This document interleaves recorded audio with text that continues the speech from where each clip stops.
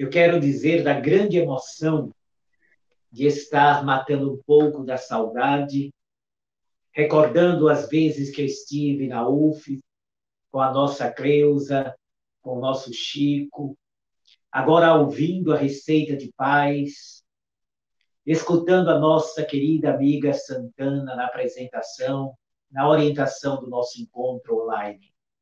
Aos amigos, aos internautas, aos companheiros que fazem o trabalho da TV 7, a nossa gratidão e que tenhamos uma noite de alegria e de paz.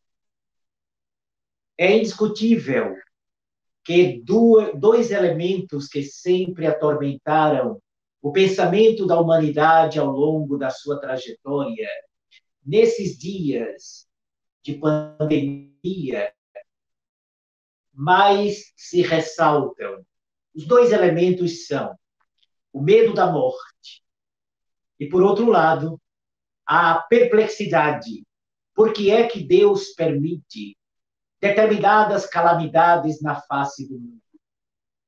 Por que é que Deus permite uma pandemia como esta, em que desde criaturas as mais inocentes, cidadãos de bem, são vitimadas essas criaturas, naturalmente ao lado de outras não tão consideradas?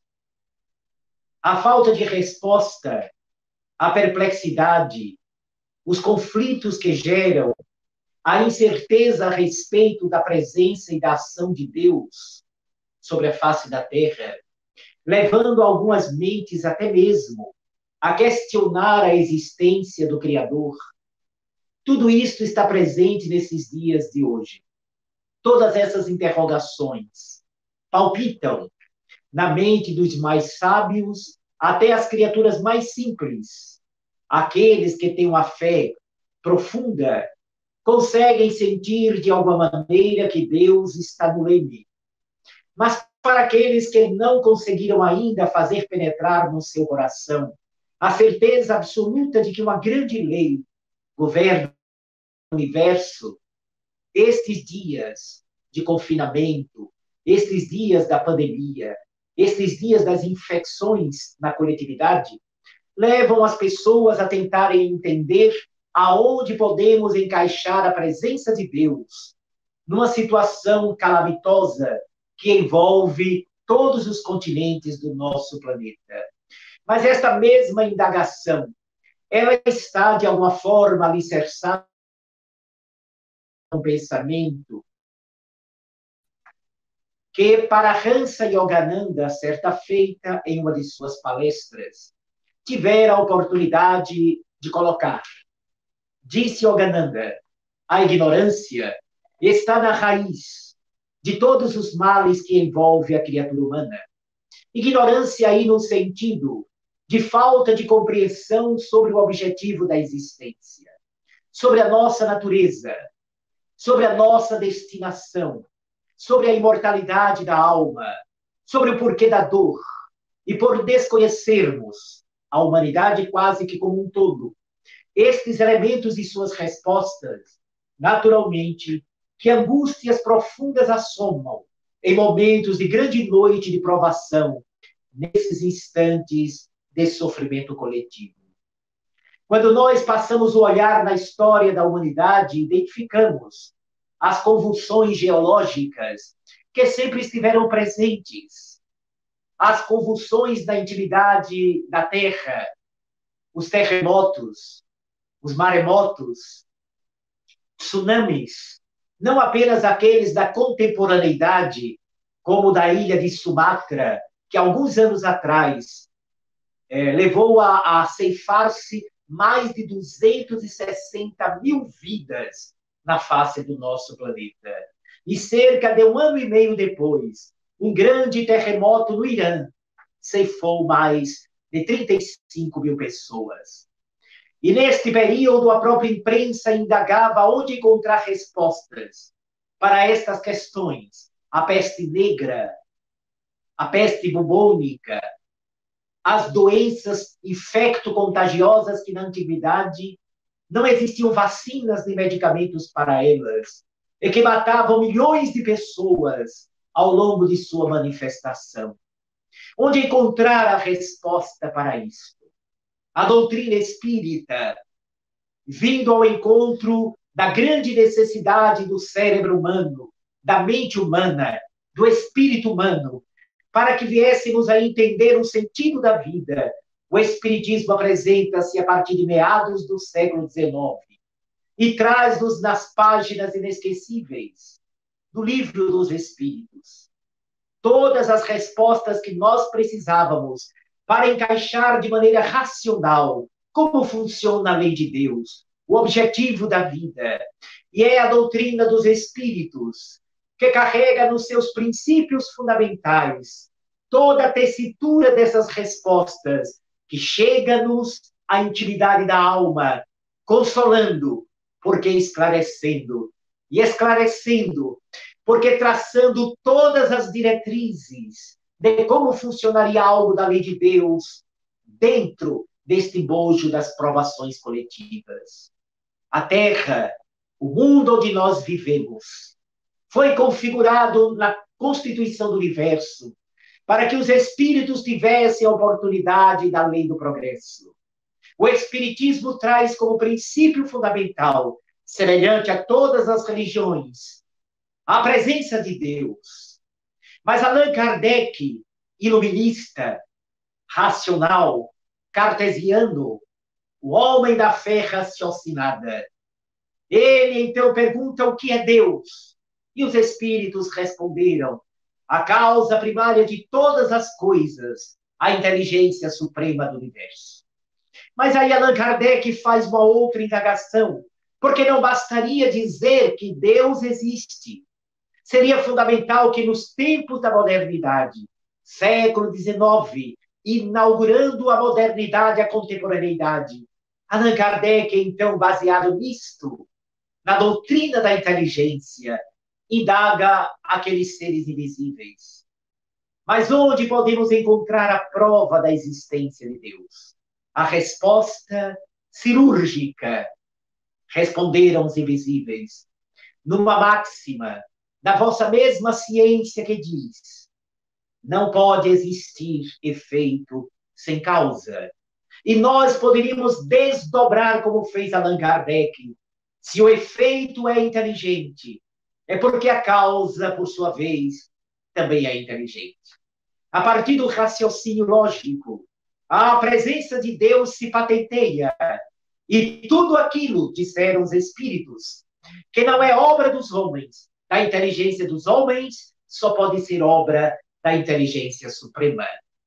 E dentro dessa organização dos princípios fundamentais do Espiritismo, fulgura também a ideia da imortalidade da alma.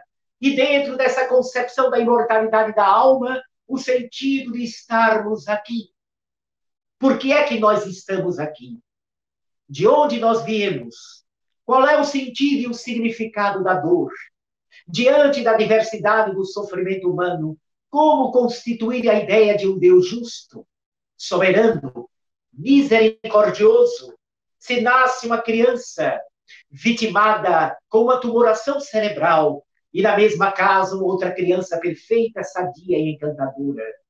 Se nasce um espírito que apresenta características de idiotia, de limitação intelecto-moral, e aparece uma outra criança na mesma localidade, demonstrando a precocidade de inteligência e uma tendência à amorosidade, às conquistas de valores morais de alto significado. Como conciliar esta diversidade do sofrimento humano e da condição dos espíritos?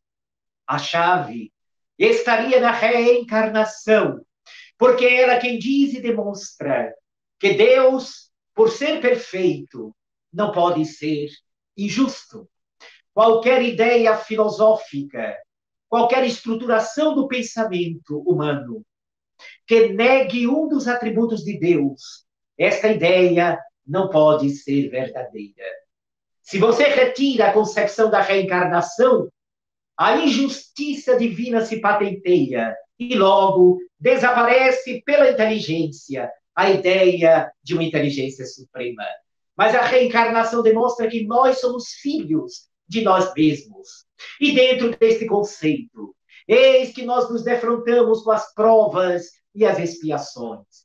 As expiações que são resgates, recuperação da nossa consciência perante os erros que nós cometemos nesta ou em outras existências físicas, porque às vezes determinadas pessoas estão passando por certas expiações, por certas dores. E quando se olha a vida daquela criatura, ela nada fez por merecer aquela circunstância de profunda enfermidade.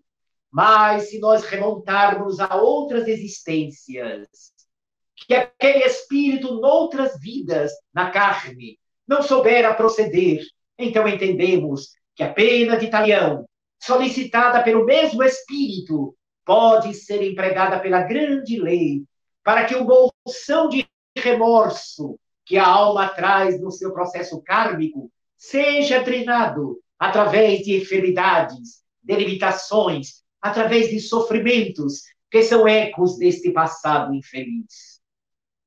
Dentro desta ótica, isto é a expiação.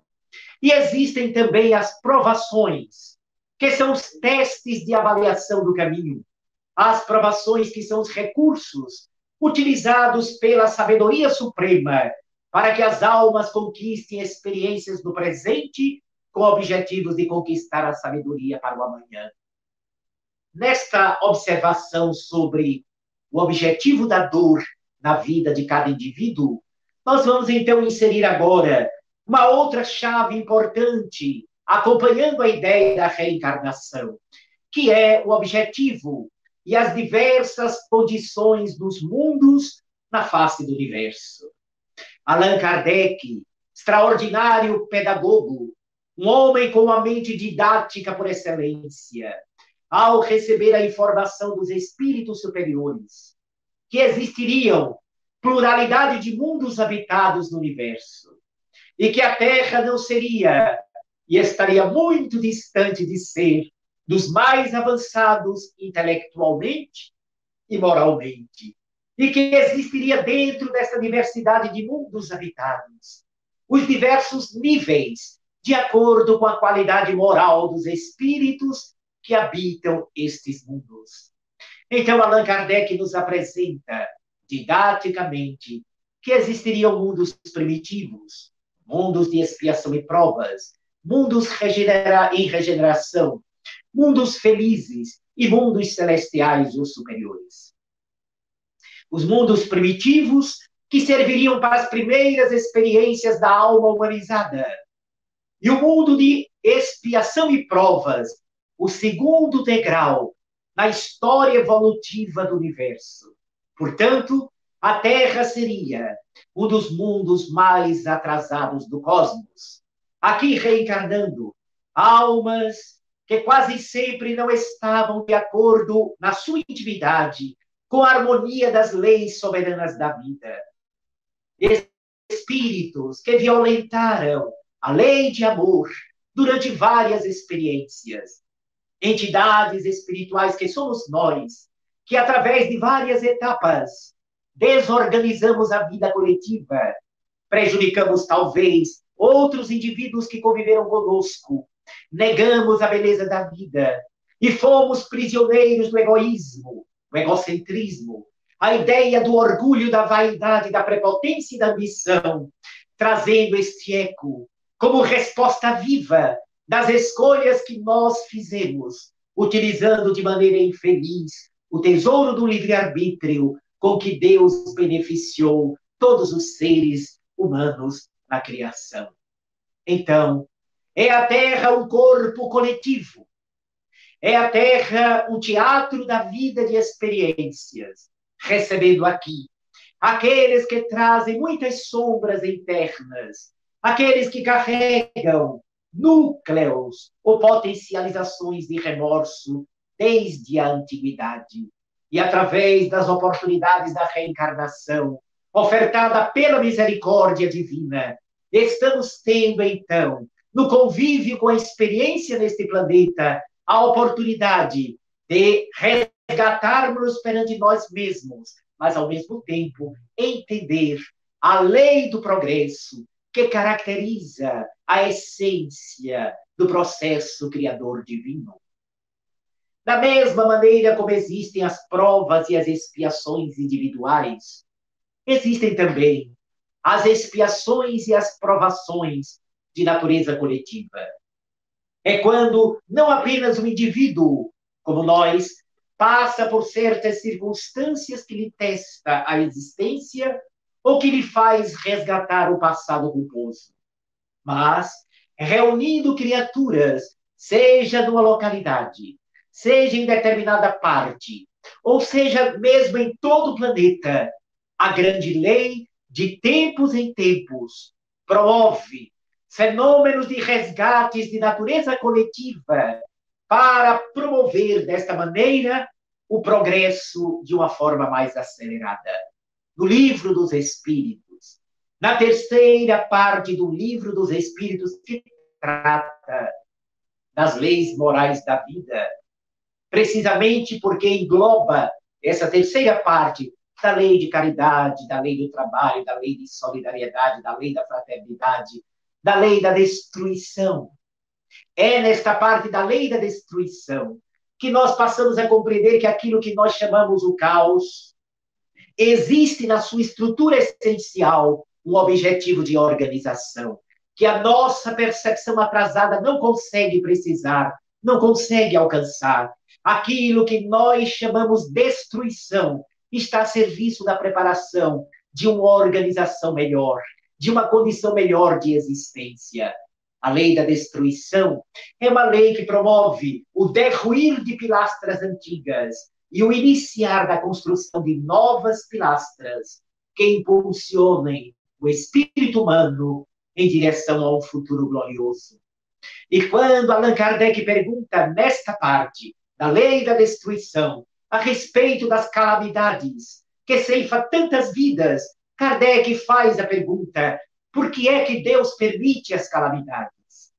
E os espíritos responderam ao grande codificador. Dentre outras coisas, na resposta imediata, os espíritos terminam esta resposta dizendo ao codificador que as calamidades têm por objetivo concretizar em poucos anos aquilo que levaria séculos numa outra condição. Ao invés da conta-gotas individual, a grande lei, de quando em quando, reúne almas em uma determinada localidade ou o mundo inteiro para que seja examinada e para que seja experienciada a resposta do passado, promovendo de um só mecanismo, num só impulso, o resgate e o aperfeiçoamento da sociedade. Mas a calamidade não tem apenas o objetivo de resgate de erros e crimes de todos aqueles espíritos que passam por aquela experiência dolorosa. Não é apenas através da morte coletiva que o progresso se faz. Não é apenas o objetivo das calamidades promover a dor e a lágrima para toda a sociedade terrestre. As calamidades também impulsionam as ciências no mundo, porque é a partir das calamidades que a medicina, que a física, que a química, que a biologia, que a genética se aperfeiçoam para constituir o conhecimento da natureza, para promover a dilatação da vida da criatura na face da Terra, através da geração de mais saúde pelos medicamentos de ponta, gerando as vacinas, gerando os atos cirúrgicos aperfeiçoados. É depois das grandes calamidades que a humanidade dá um salto no desenvolvimento das suas ciências. Portanto, as calamidades, além de servirem para o resgate doloroso de quedas espetaculares da coletividade no passado, serve também para o desenvolvimento da criatividade e da inteligência do ser humano. Foi assim na Segunda Grande Guerra Mundial e na Primeira Grande Guerra Mundial.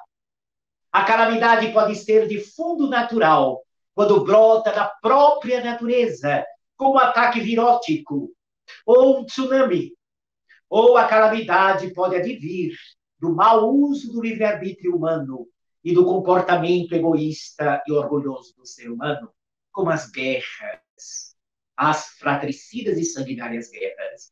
Mas foi a partir, particularmente, da Segunda Grande Guerra Mundial que se desenvolveu as potências dos foguetes que nos levaram para o espaço sideral, e se desenvolveu, graças ao sofrimento nos campos de guerra, se desenvolveram as vacinas e os medicamentos de ponta para gerar mais saúde à criatura humana.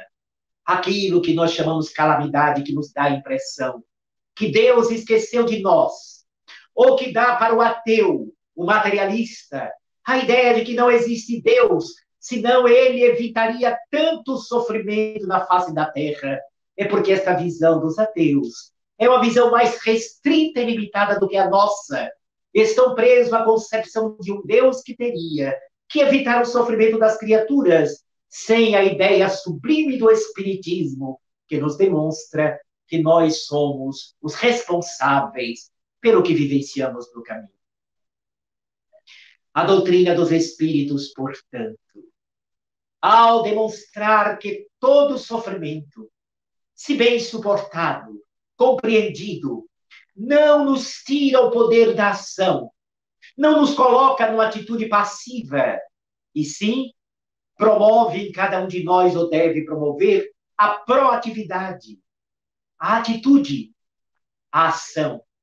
Observemos, nesta pandemia, os movimentos da solidariedade humana. As pessoas que continuam arriscando a própria vida para tratar de outras. As estratégias montadas para se preservarem da pandemia sem deixar de assistir os mais necessitados. A oração por toda a humanidade. As vibrações, a arte que é utilizada através da tecnologia de ponta para amenizar o período do confinamento social. Então, estes instantes de calamidade, estas tragédias coletivas, ao mesmo tempo em que faz com que milhões de espíritos resgatem seus débitos do passado, também promove o tirar, o extrair de energias sublimes de dentro das almas, dos indivíduos, para que a grande lei de amor possa se consolidar no coração da humanidade. Aproveito esta ocasião do nosso encontro, e eu já narrei isso em outras palestras online. Eu recebi o ano passado, final do ano passado, uma mensagem psicografada do Espírito Marta, nossa mentora espiritual. E nesta mensagem de final de ano, a nossa amiga benfeitora, ela faz uma ressalva de que nós estávamos efetivamente já vivendo algo do período apocalíptico referido por João, o evangelista, na ilha de Patmos. E ao escrever sobre isto, ela também ressalvou que muita gente, ao ler o livro de João, fica esperando situações tão esdrúxulas, tão dolorosas e assustadoras. E, de repente, ao ouvirem falar que estamos vivendo esse período apocalíptico, algumas pessoas chegam até a dizer, mas eu pensei que as dores seriam até piores. Embora novas dores ainda devam chegar à nossa humanidade, mas a amiga espiritual escreveu, e eu fiquei muito feliz com o que ela nos trouxe. Ela disse, sim, é verdade que as grandes dores teriam que ser até maiores. Porém, desde o século XIX, vem se multiplicando a ação da humanidade pelo bem. Maior número de pessoas, no final do século XIX, século XX, até este nosso século XXI, grande parcela da humanidade começa a se movimentar. Grupos enormes se multiplicam no planeta, no trabalho de solidariedade, pela própria natureza, pelos mais desfavorecidos, pelos mais frágeis. São movimentos, são energias, são cérebros, são corações, que trabalham para erguer lares, orfanatos, abrigo de idosos, hospitais para os mais necessitados, núcleos de iluminação de consciência. São movimentos de libertação de ordem moral que se espalha na Terra. E diz a nossa amiga Marta nesta mensagem, este tanto bem que começa a ser feito desde o século XIX até os dias de agora, o bem este realizado tem servido como elemento de apaziguamento, amainando a intensidade das dores que deveria alcançar a humanidade. O amor que cobre a multidão de pecados. O bem que nós estamos conseguindo produzir a despeito das nossas imperfeições tem aliviado as grandes dores que deveriam estar mais intensas e só não estão porque mais gente está se somando para ajudar o próximo. Quando eu li o que eu havia escrito, o que Marta havia escrito por nosso intermédio, eu senti uma vontade tremenda de tentar ser útil, ajudar mais, compor mais. Imaginem, amigos, se nós que já nos preocupamos em criar grupos de estudos, oficinas, para promover a cidadania humana, nós que estamos trabalhando para levar, para socorrer este ou aquele, nós que estamos procurando nos corrigir como criaturas, imagine se fizermos mais esforços para a disseminação do bem. Sem dúvida que a justiça de Deus sempre se cumpre, mas a justiça de Deus é administrada pela misericórdia, é administrada pelo amor, segundo um espírito muito querido, não sei se metaforicamente, não sei se que numa figura de linguagem, ou de uma maneira muito objetiva ele disse, João Batista representaria a grande justiça de Deus, porém, o mesmo João Batista, ministro da justiça na face da terra, ele é governado e sempre consulta o amor, que é representado pelo ministério de Maria Santíssima, a mãe de Jesus. Então, é o trabalho do bem que ameniza as grandes dores da coletividade.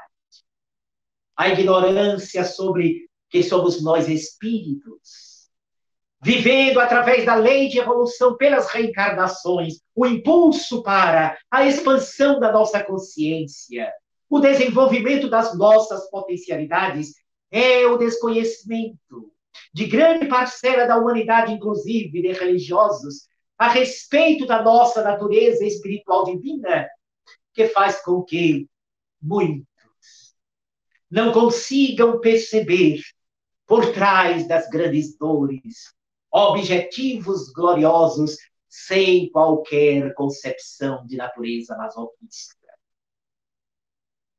Dá-nos o Espiritismo um consolo extraordinário, porque ao explicar-nos as grandes dores coletivas, ao nos explicar de maneira cristalina as calamidades, a doutrina espírita já inicia a consolar-nos o coração, demonstrando-nos que Deus não está à parte da humanidade e que as mesmas calamidades objetivam, sim, novos estágios de plenificação para todas as almas.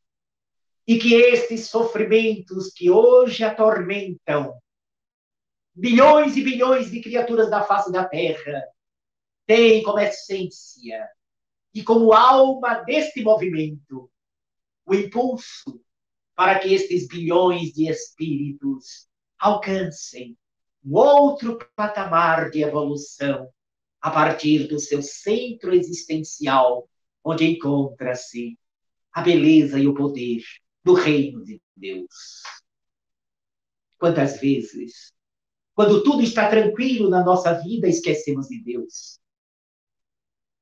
Quantas vezes, porque a nossa vida prossegue rotineira e comum, não atinamos para a necessidade imperiosa de refletirmos sobre a existência, de darmos profundidade à nossa experiência existencial, levando uma vida superficial, desconectada da essência espiritual do existir.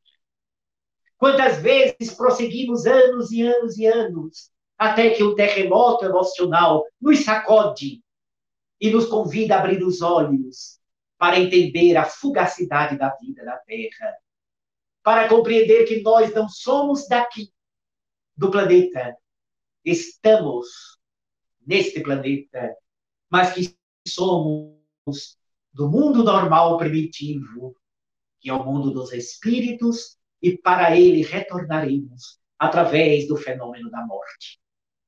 E que esses sofrimentos que atingem desde crianças até as pessoas mais vigorosas fazem parte de todo o planejamento e trajetória que as almas, na sua liberdade de existir, promovem através da lei de causa e efeito, da liberdade de semear, mas com a obrigatoriedade da colheita. A esperança nunca desaparece daqueles que conhecem a luz do ideal cristão. A mensagem de Jesus do Evangelho é uma mensagem de esperança por excelência, não a esperança vaga, não a esperança alienante, alienada, a esperança cristã, essencialmente do cristianismo do Cristo. A esperança espírita está alicerçada na imortalidade da alma, comprovada através da mediunidade, comprovada historicamente pelos fatos, comprovado pela análise de cientistas. A imortalidade da alma vem nos cantar a vida futura para dar-nos uma ideia exata da exiguidade, da limitação da vida aqui na Terra. A consolação e a esperança espírita cristã está baseada em que, depois das tormentas da grande noite das expiações e provas da coletividade, nós iremos reencontrar adiante, nós iremos nos defrontar adiante com a luz radiante, uma luz mais bela, uma condição de vida mais feliz, resultante da lei de progresso, resultante de toda dor, de todo sofrimento, suportado com resignação, colocando experiências iluminativas no nosso caminho. Depois das grandes dores, depois das grandes lágrimas, depois das grandes convulsões emocionais, suportados com confiança, brotará os raios da alvorada sublime de um dia magnífico que nos impulsionará pela expansão da consciência, pelo desenvolvimento espiritual que iremos alcançar, nos trará o sol de um meio-dia da era renovadora. Então, a esperança é uma flor que brota permanentemente em nós. Jamais deveremos perder a sublime esperança. A própria consciência de que tudo passa, nada existe aqui na Terra que seja permanente na sua condição de transitoriedade.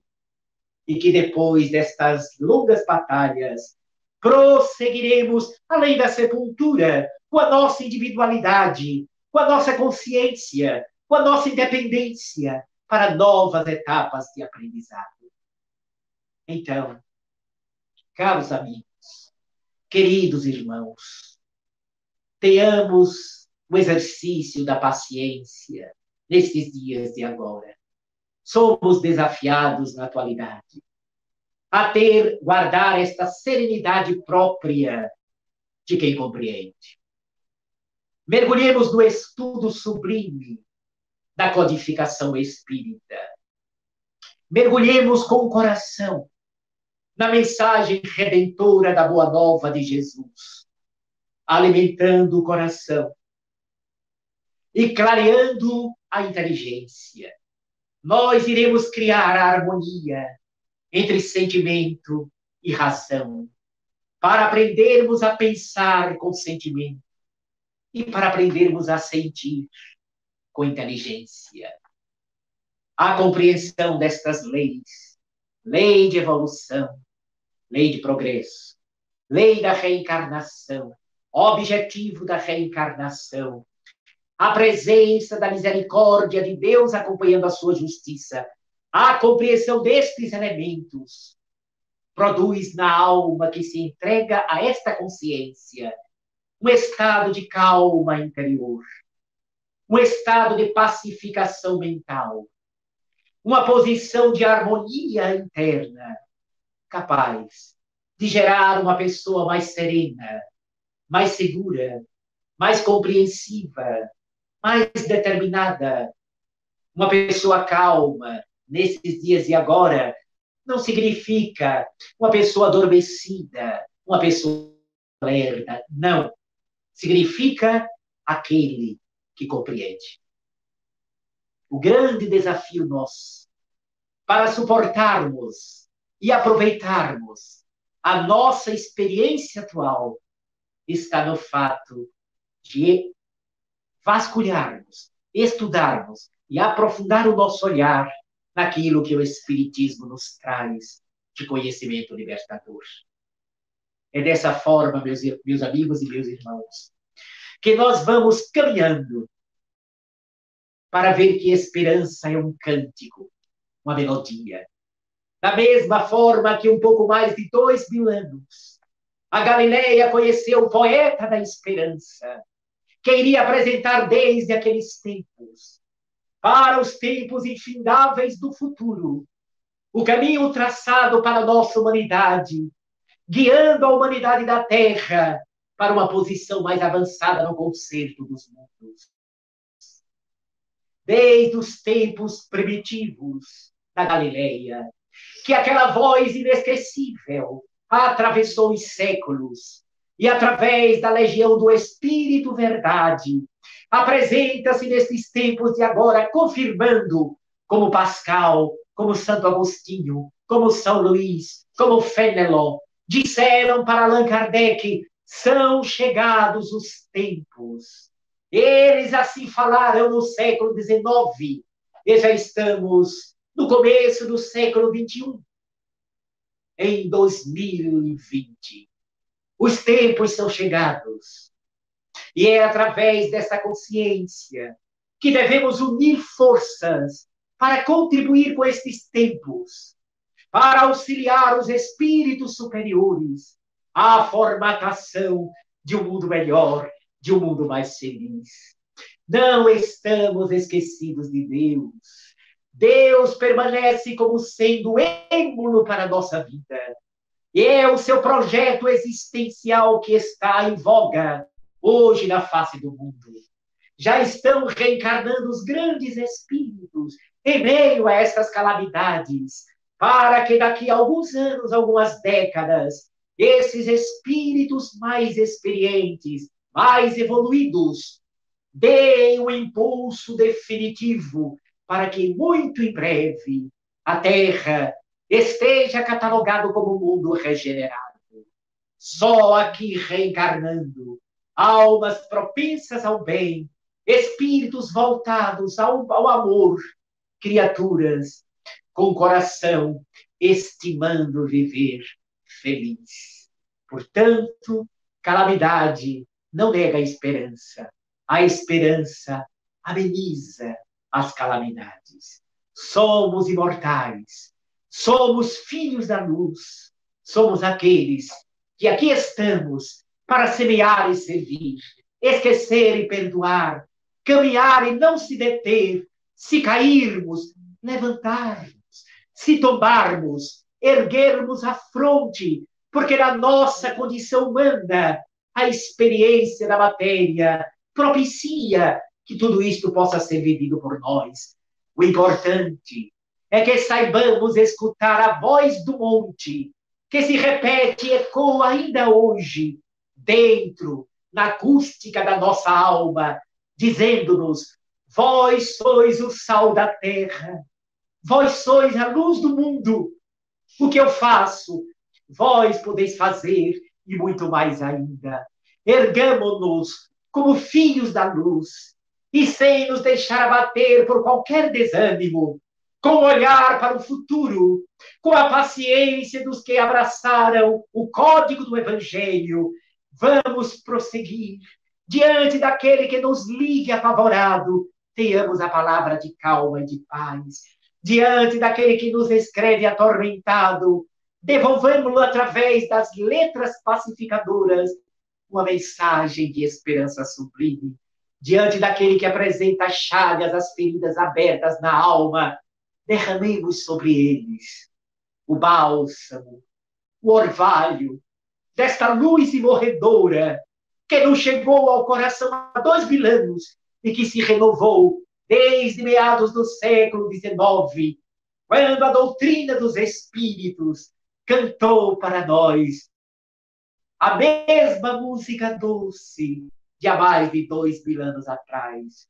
E um dia, que não está tão distante assim, iremos limpar os nossos olhos desta luz sublime. Iremos constituir os nossos pensamentos da razão lúcida e iremos estabelecer por dentro do possível das nossas vidas.